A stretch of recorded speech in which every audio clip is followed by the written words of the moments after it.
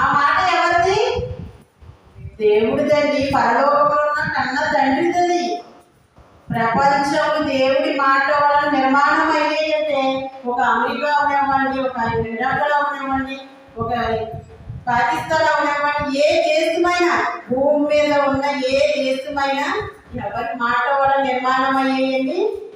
దేవుడు మాట వలన నిర్మాణం అయ్యేది. ఎలా అయ్యేయండి? వెలుగు కలుగుగాక. మనం ఫస్ట్ అధ్యాయంలో చదువుకుంటే 1-15 వరకు చదువుకుంటే మనకు అందులోని ప్రతిది దేవుడు కలుగజేస్తాడండి. వెలుగు కలుగుగాక, ఆకాశం కలుగుగాక, అండ్ పక్షులు తినే ఆహారం ప్రతిదినండి అన్ని.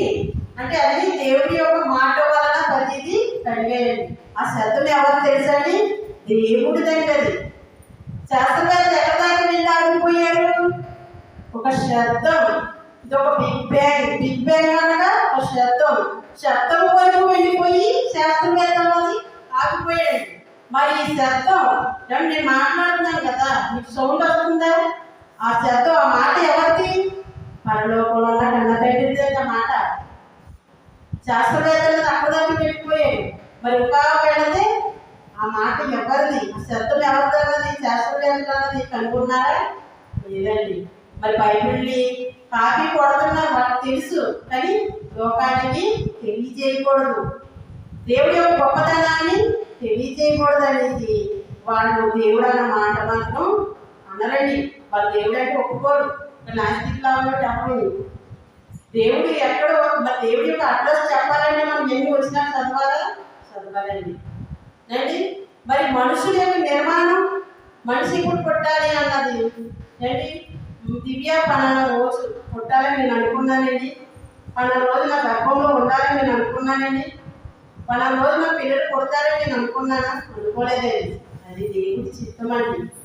ఒకసారి మాట చదువుకుందాం చూడండి. ప్రసంగి 11:5.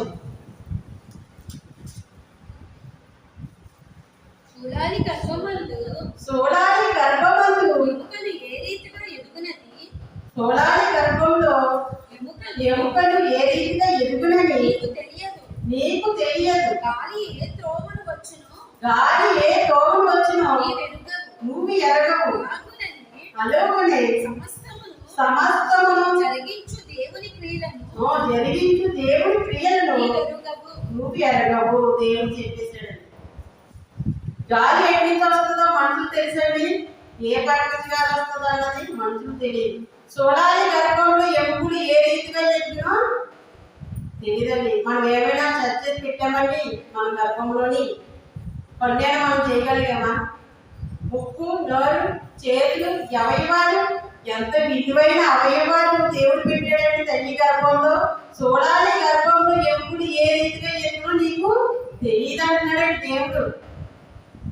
చూడండి ఎన్ని ఆధారాలు ఉన్నాయండి. ఎవరైనా చెప్పగలరా? ఏ డాక్టర్ అయినా చెప్పగలరా? ఎంత ఎంబీబీఎస్ చదువుకున్న డాక్టర్ అయినా సరే, ఏ అమెరికాలో చదువుకున్న డాక్టర్ అయినా చెప్పలేడండి ఎముకలు ఏ రీతిగా ఎదుగున్నాం. ఏ డాక్టర్ అయినా కన్ను పెట్టగలరా? ముక్కు పెట్టగలరా? చేతులు పెట్టగలరా? పాలు పెట్టగలరా? ఏమి పెట్టలేడండి. దానికి ఏం చేస్తాడంటే ఆ టయానికి ఒక డెలివరీ ఏమండి, ఒక ఆపరేషన్ లేదా ట్రీట్మెంట్ ఎలా చేయగలరు. కానీ ఈ శిశువు ఎలా వచ్చింది అన్నది, అవయవాలు ఎలా వచ్చాయి అనేది అది తెలియదండి. అది ఎవరికి తెలుసండి? దేవుడికి తెలుసండి. మరి దేవుడు ఉన్నాడా? దేవుడు ఉన్నాడు. వాటికి అడ్రస్ చూపించాలని ఇవన్నీ చూపించాలి, ఆధారాలు చూపించాలి. మీరు తల్లి గర్భంలోని నువ్వు పెట్టావా? కళ్ళు అవయవాలు నువ్వు చేసావా? నువ్వు చేసి ఉంటే దేవుడు ఎవరన్నది నువ్వు దేవుడు లేడన్నా నేను ఒప్పుకుంటానని అన్నాను. మీరు నువ్వు చేసావా అని. గాలి నువ్వు చేసావా? నీరు నువ్వు చేసావా? ఆహారం నువ్వు పుట్టించావా? ఏది మనిషి చేయలేడు కదండి. కానీ దేవుడు ఉంటే నాకు చూపించు అని అంటున్నాడు మనిషి.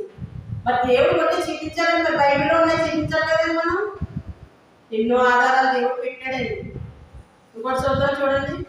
యోగ గ్రంథం 26:7. ఇవన్నీ చెప్పినట్టు రాసుకోండి. సూర్యమండలం పైనే ఉత్తర దిక్కున ఉన్న ఆకాశ విశాలమును ఆయన పరిశీలనని సూర్యుని పైన భూమిని వేలాడ తీసాడంటే ఆయన.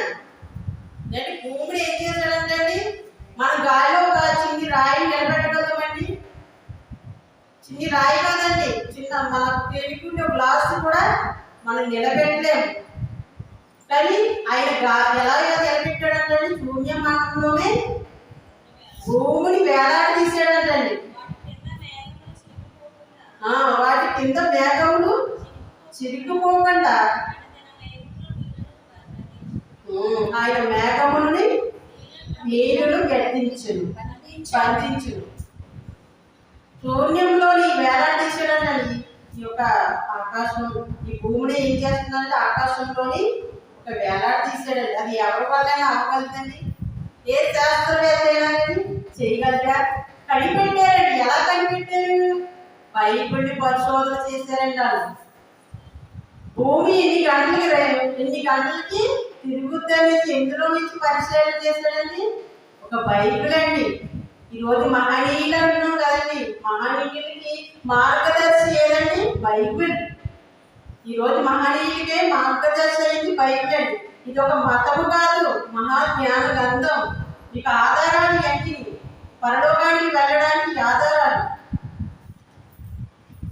దేవుడు ఎంత ప్రకృతిని చేసి ఎన్ని ఆధారాలు పెడితే దేవుడు ఉండి చూపించాను. దేవుడు ఉండి చూపిస్తాం ఎలాగా? బైబిల్లో రాయబడి ప్రతి ఒక్క మాట కూడా నువ్వు ఆన్సర్ చెప్పాలి. ఏ మనిషి చేయగలడండి? మన బస్సు ఎక్కితేనే ఇక్కడి నుంచి మనం తొలగేస్తేనే మన ఒళ్ళు ఓడమైపోవాలి. కానీ భూమిని దేనికి వేలాడ తీసాడంటండి? శూన్యం పైన వేలాడ తీసాడు. మనం కదలకుండా వెళ్తామండి. అసలు బస్సుతో కూర్చుంటే మనం కదలకుండా వెళ్తామా? మనం తొలగి వెళ్ళేటప్పటికి మన ఊరు ఓనమైపోతుంది. కానీ మనం అసలు కదలకుండా ప్రశాంతంగా మన ఫ్యాన్ కింద కూర్చొని చక్కగా వాయికి వెళ్ళినాడు. ఏమైనా కదులుతున్నాం ఇక్కడ మనం? లేదండి. దేవుడు ఎంత గొప్పవాడండి. ఎన్ని డబ్బులు వెచ్చించి ఇంత జ్ఞానాన్ని నేర్చుకోవాలి నువ్వు?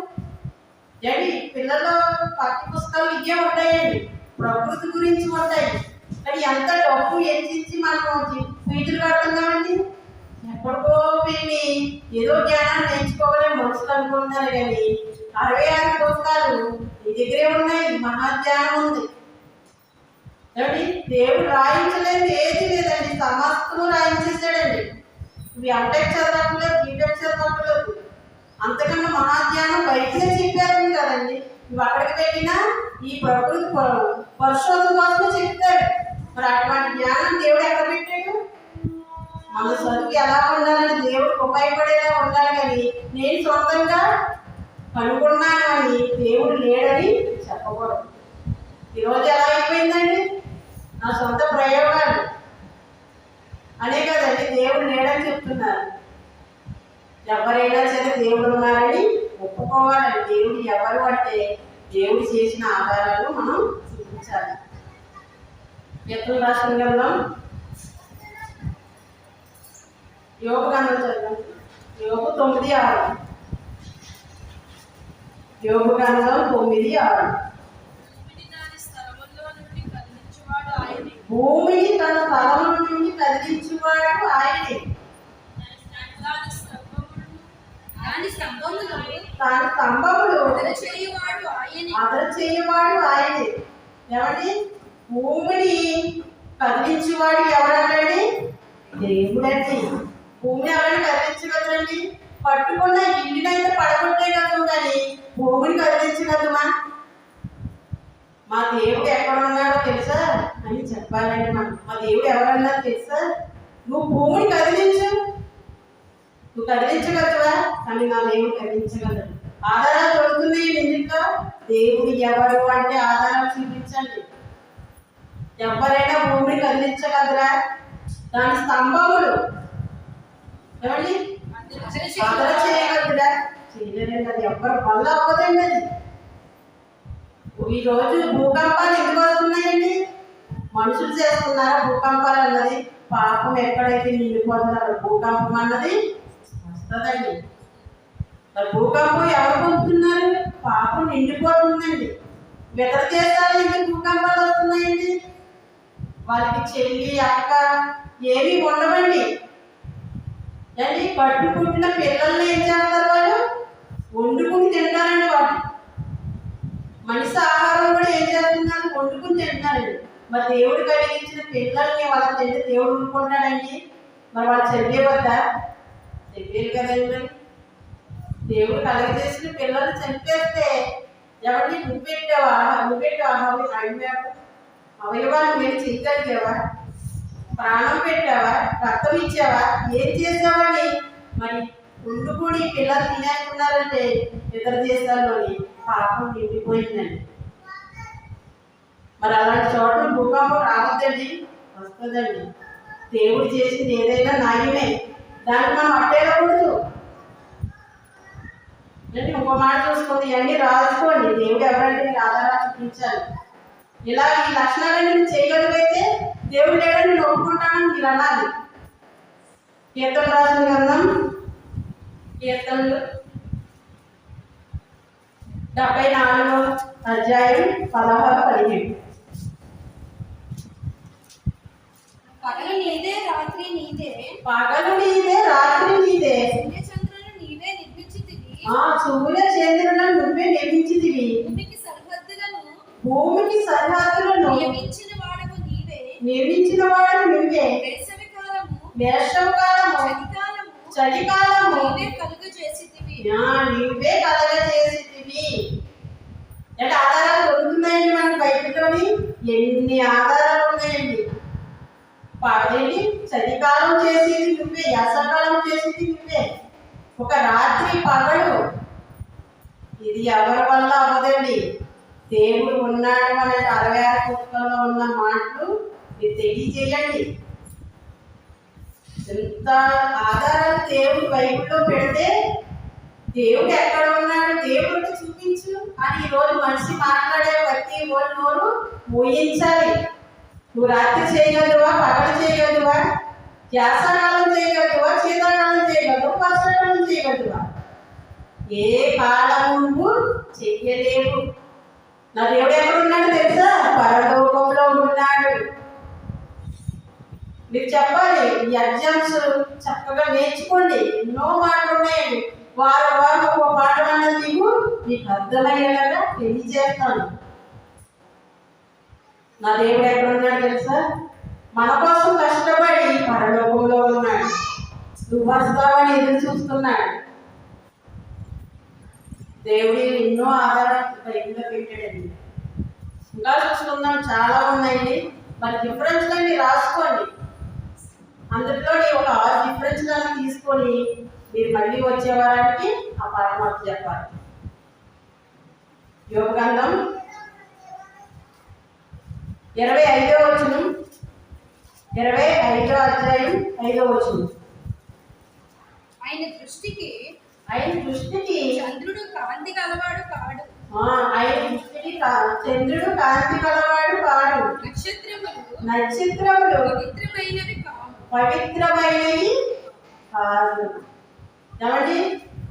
ఆయన కన్నా పవిత్రమైన ఒక నక్షత్రం అవనివ్వండి, దాన్ని ఒక సూర్యుడు అవనివ్వండి, ఏదైనా ఒక చంద్రుడు అవనివ్వండి, ఆయన కన్నా శక్తిమంది అండి. ఆయన కలగజేసి ఇవన్నీ ఒక నక్షత్రాల్లో కూడా ఎన్నో రకాల నక్షత్రాలు ఉన్నాయి. మీకు ముందే కొద్ది జన్మ నక్షత్రం అనే ఒక పాఠం వస్తుందండి. నక్షత్రాల కోసం చెప్పబడతాయండి. నక్షత్రాలకు కూడా పేర్లు ఉన్నాయండి. జన్మ నక్షత్రం అనే ఒక పాఠం వస్తుంది. ఆ పాఠంలోని ఆ నక్షత్ర పేర్లు ఏంటో కూడా దేవుడు గ్రహించాడండి. అంత గొప్ప దేవుడు అండి. మరి అంత గొప్ప దేవుడిని మనము మరి వచ్చి పాఠాలు నేర్చుకోవడానికి మనకి ఇంత బాధ వచ్చేస్తుందండి. దేవుడు ఎంత కష్టపడ్డాడండి. ప్రకృతి కోసం ఎంతో కష్టపడ్డాడు. మరి దేవుడి కోసం నేర్చుకోవడానికి ఈరోజు మనుషులు రావట్లేదంటే మనంత దురదృష్టకరమైన ఉండండి. వచ్చిన మీరైనా చక్కగా నేర్చుకొని మరి ఎన్నో మాటలు దేవుడి గురించి మీరు తెలియజేయండి. శాస్త్రవేత్త కన్నా గొప్పవాళ్ళు ఎవరు ఏ సైంటిస్ట్ అన్నది మీకు ముందు సరిపోరండి.